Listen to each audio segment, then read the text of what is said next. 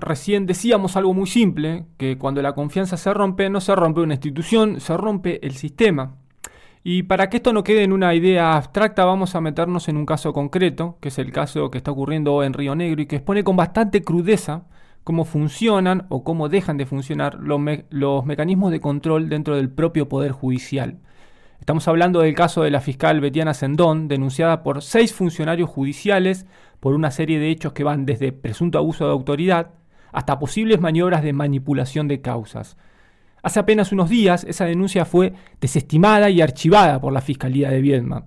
Para entender qué pasó, en qué instancia está hoy el caso y qué hay detrás de todo esto, vamos a hablar con la abogada de los denunciantes, Carla Ortizelli. Carla, gracias por atendernos. Buen día, ¿cómo estás, Gonzalo? Muchas gracias por el espacio. No, por favor, gracias a vos. Carla, para alguien que recién prende la radio y no conoce el caso, ¿qué pasó concretamente con la fiscal Betiana Sendón y por qué 6 funcionarios judiciales deciden denunciarla? Bueno, esta causa se inició el año pasado. Fue una denuncia que interpusieron, como vos dijiste en tu introducción, 6 funcionarios de alto rango. Es una causa compleja. No quiero entrar en tecnicismo de la causa porque, digamos, vamos a aburrir a la audiencia, pero es una causa que tiene 2 ejes. Por un lado, cuestiones de maltrato y violencia laboral, y por otro lado, irregularidades en la tramitación de determinadas causas. O sea, esos son los 2 ejes centrales de la denuncia. Fue una denuncia muy pensada por estos funcionarios porque es muy complicado denunciar a un superior, máxime cuando estamos hablando de una fiscal jefe. Esta denuncia fue interpuesta, como te dije, en septiembre y bueno, y a la fecha fue interpuesta y se solicitó la suspensión preventiva por lo delicado que era la cuestión, digamos, que se estaba denunciando. El Consejo, en las 3 oportunidades en que se solicitó la suspensión provisoria, decidió que no ameritaba, la suspensión, y a la fecha tenemos a la fiscal jefe en funciones y a los denunciantes compartiendo, algunos de los denunciantes, porque hay 2 de los denunciantes que están hoy con una licencia, están con licencia psiquiátrica, compartiendo el mismo espacio de trabajo. Uh-huh. Lo que nosotros entendemos que es, digamos, una aberración jurídica, Uh-huh. por decirlo de alguna forma. Uh-huh. ¿Por qué se están violando normativas de índole, te diría, no solamente provincial, nacional e internacional? O sea, Uh-huh. todos los tratados que nosotros tenemos suscriptos y que son de aplicación en la provincia de Río Negro, en lo que respecta a violencia laboral, fueron absolutamente, vulnerados por quienes tenían por quienes tienen la obligación de resolver situaciones de esta índole. Carla, en esta denuncia aparecen cosas bastante Dime. pesadas, ¿no? Manipulación Sí, de causas, apriete de testigos, abuso de autoridad. ¿Qué es lo más sí. grave desde el punto de vista institucional? Lo que realmente debería encender alarmas a cualquier ciudadano ya.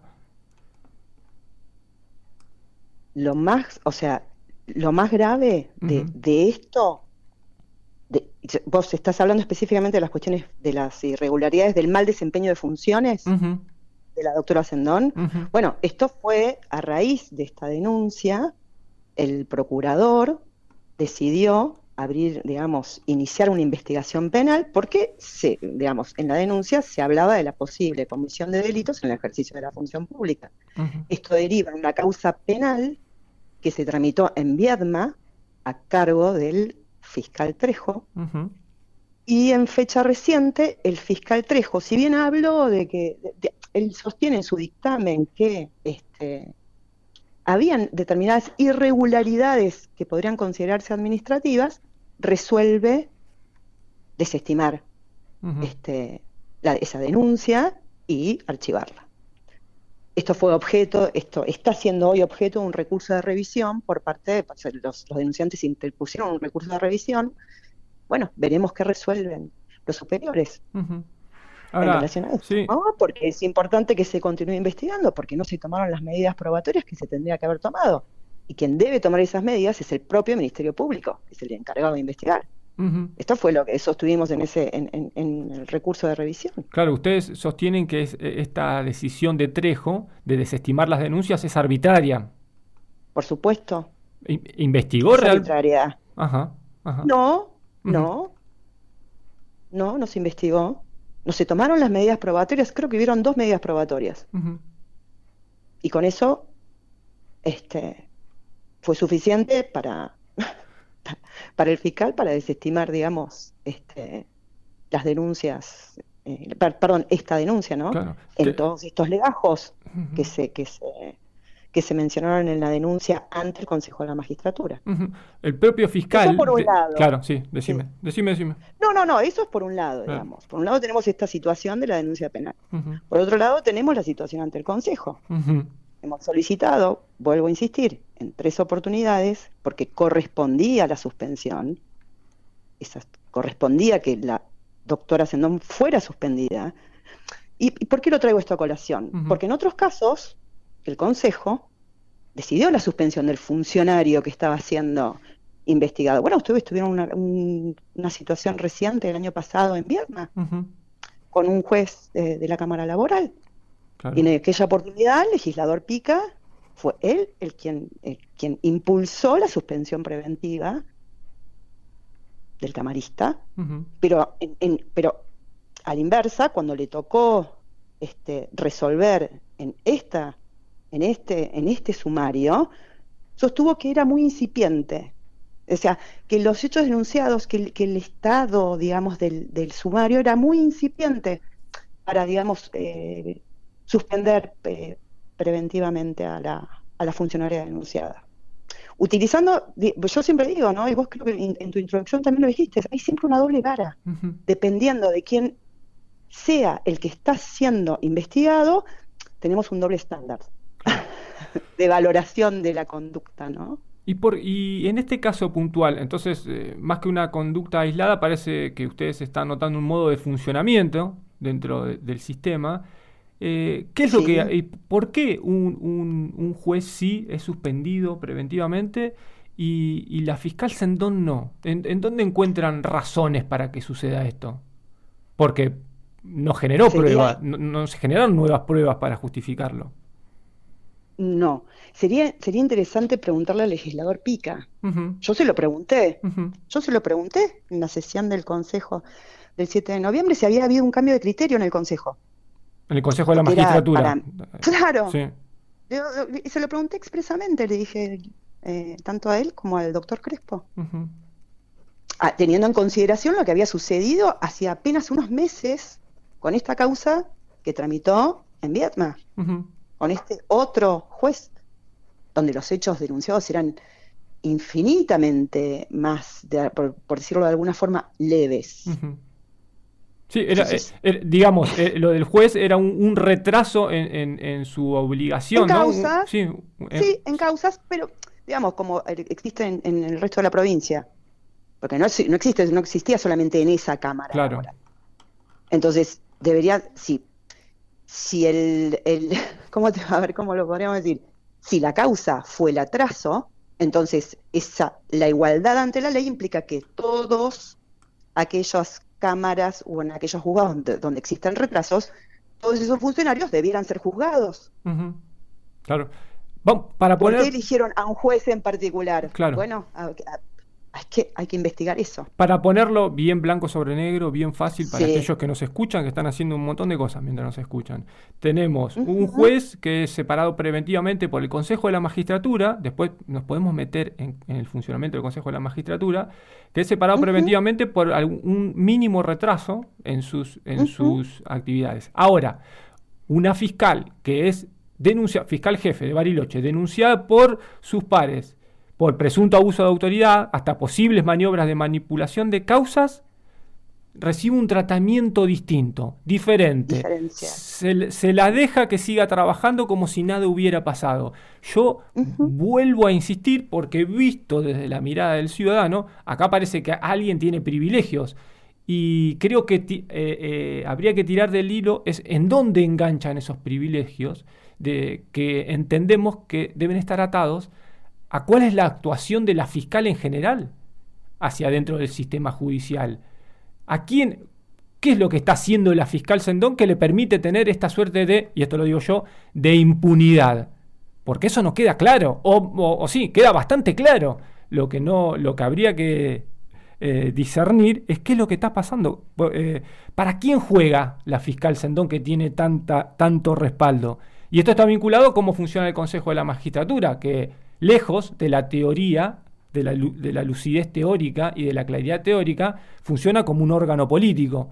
Entonces, la gente esto lo sabe y las preguntas surgen por sí solas. ¿Para quién juega la fiscal Sendón? ¿Ustedes tienen alguna pista? ¿Piensan en estos términos? ¿Creen que es un caso aislado? ¿Que es una conducta sistémica adentro del sistema judicial? No creo que sea un caso aislado. Uh-huh. Yo no, creo que este no es un caso aislado. Creo que está a la vista lo que está sucediendo. Creo que si se permite que un funcionario que comete los atropellos que comete, pero que es funcional a determinados intereses, eso no estamos hablando de un caso aislado. Uh-huh. Es cómo funciona el sistema. ¿Por qué a algunos se les permite y a otros no se les permite? ¿Por qué vuelvo a insistir? Uh-huh. Y esto yo lo dije en alguna de las primeras notas que di a colegas tuyos de nuestra localidad. Digo, cuando hablamos, por ejemplo, de violencia laboral, ¿por qué al ciudadano común se le aplica todo el rigor de la ley? Cuando hablamos, por ejemplo, de un caso de violencia laboral, a ese ciudadano de a pie se le aplica, le cae encima todo el peso de la ley. Y cuando estamos hablando de un funcionario, que no es un caso aislado el tema de la violencia laboral dentro del que es el Poder Judicial, no es aislado. Uh-huh. O sea, no son casos aislados. ¿Por qué se permite? ¿Por qué al ciudadano común lo juzgamos con una vara y a un funcionario, por el solo hecho de ser funcionario, lo juzgamos con otra, cuando debiera ser juzgado con mucho, con mucha más crudeza, digo, ¿no? Uh-huh. Por el cargo que ostenta. Entonces, todas las excusas que han puesto a lo largo de la tramitación de este proceso para no suspender son, desde nuestro punto de vista, son excusas burdas. Son excusas burdas. Uh-huh. Porque, o sea, no había mérito para que, mientras tramitara esta investigación, la doctora Sendón no estuviera en funciones. De hecho, hoy está tramitando la investigación preliminar y los testigos, nosotros esto lo acabamos hicimos una solicitud la semana pasada pidiéndole al instructor sumariante que los testigos no declaren frente a la doctora Sendón. Uh-huh. ¿Qué testigo va a declarar libremente si frente a está, digamos, frente a la persona denunciada? Entonces dijimos, ella tiene todo el derecho, por supuesto, de tener todas las garantías, de ejercer su derecho de defensa plenamente, pero también los testigos tienen el derecho a declarar libremente. Y ni siquiera se tomaron los recaudos mínimos para que esos testigos declaren con tranquilidad. Hasta ahora no tuvimos respuesta. Carla, al pedido que le hicimos al instructor sumariante. Agradeciéndote por tu tiempo, por supuesto. Te voy a hacer la última pregunta, que es una reformulación de algo que ya pregunté antes. Vos respondela como quieras, como puedas, con la prudencia que implica el caso. Estamos ante un problema jurídico en este caso de la fiscal Sendón. ¿Esto es un problema jurídico o estamos frente a una trama de protección política dentro del sistema judicial de Río Negro? No estamos ante un problema jurídico. Yo no creo que estemos ante un problema jurídico. Yo creo que hay una protección, hay un blindaje. Uh-huh. Yo entiendo que hay un blindaje. Uh-huh. Y que el blindaje hoy está dado por determinados funcionarios que forman parte del Consejo. Y esto quedó a la vista. en las sesiones del Consejo, donde ni siquiera se mencionaron las causas de la denuncia. Eso a nosotros nos llamó mucho la atención. Cuando se introduce ese sumario, era una denuncia larga. Yo entiendo eso, pero podrían al menos haber hecho un resumen, haber expuesto ante la sociedad entera qué era lo que se estaba denunciando. Llamativamente, ninguno de los miembros del Consejo mencionó ni siquiera de qué trataba la denuncia. Entonces, eso es grave. Vos decís, ¿pero por qué no se está blanqueando acá lo que se está denunciando? No, era tratar de pasarlo lo más rápido posible. Utilizando palabras bonitas, utilizando cuestiones de reglamentación, pero ir al nudo de la cuestión, que tenía que ver con poner en conocimiento de todos los que estaban presentes en esa sesión, que esto obviamente son sesiones públicas, no se mencionó absolutamente nada de esa denuncia. Entonces, claro, empezás a sospechar, decís, che, pero ¿por qué en este caso no se mencionó? ¿Por qué no se dijo? ¿Por qué no se expuso? ¿Por qué no se protegió a quien se debía proteger? Porque, digamos, la única medida que se tomó desde el Ministerio Público Fiscal fue separar, que por supuesto los denunciantes no podían quedar bajo la órbita, digamos, de la fiscal jefe. Fue la única medida de protección, entre comillas, que se tomó con los denunciantes. Sin perjuicio de eso, cuando el fiscal general toma esa resolución, creo que fue, no sé si fue el mismo día o 2 días después de haber tomado esa medida, lo citaron a los denunciantes a una reunión general en el edificio del Ministerio Público junto con la denunciada, violando nuevamente las medidas de protección. O sea, quienes debían proteger volvieron a exponer a esos funcionarios que habían sido denunciados cara a cara, en una reunión general. Gravísimo, gravísimo. Y también hubo un reproche de por qué no se había denunciado esto dentro del seno del Ministerio Público Fiscal y se había denunciado ante el Consejo. Porque también hubo un reproche hacia los denunciantes. Carla. Como esto se tendría que haber resuelto en casa, no tendrían que haber expuesto la situación afuera. Bueno, así estamos, Gonzalo. Sí, creo que es bastante claro cómo estamos. Carla, te agradezco mucho por tu tiempo, el espacio a disposición para cuando quieras profundizar sobre este tema o cuando haya novedades. Yo también te agradezco el espacio y sí, por supuesto, quedo también a disposición. Te mando un abrazo. Comentándoles los avances. Dale, estaremos atentos. Saludos a la audiencia. Chau, gracias. Era Carla Ortizelli, la abogada defensora de los 6 funcionarios judiciales que denunciaron a la fiscal jefa de Bariloche, Betiana Sendón. Nosotros vamos por allá y ya volvemos.